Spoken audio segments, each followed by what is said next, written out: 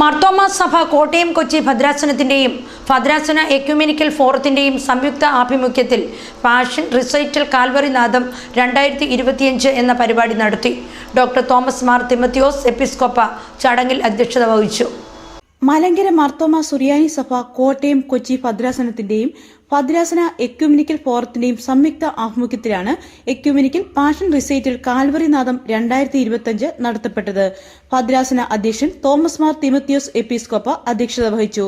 പത്തനംതിട്ട ജില്ലാ judge Doni Thomas Varghese മുഖ്യ സന്ദേശം നൽകി. ഭദ്രാസനത്തിലെ എല്ലാ ഇടവകളിലും ആചരിക്കുന്ന സുഹൃതൻ പെയിൻ ആൻഡ് പാലിയേറ്റീവ് യൂണിറ്റിന്റെ ഉദ്ഘാടനവും തോമസ് മാർ തിമത്തിയോസ് എപ്പിസ്കോപ്പ നിർവഹിച്ചു.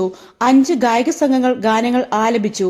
Reverend doctor Eesho Mathew, reverend George Zachariah, reverend Alex Abraham, reverend Sajan P Mathew, reverend Joji Thomas, reverend Sajeev Thomas, reverend doctor Varghese K Abraham, Noble Thomas, Berly Kurian Thomas, Biju Purathudan, B Thomas Mathew, Cherian P Mathew, doctor Biju T George, Kurian Joseph, Laila Alexander, Mini Sajan, doctor Niji C A, Bindu Ashok എന്നിവർ പ്രസംഗിച്ചു.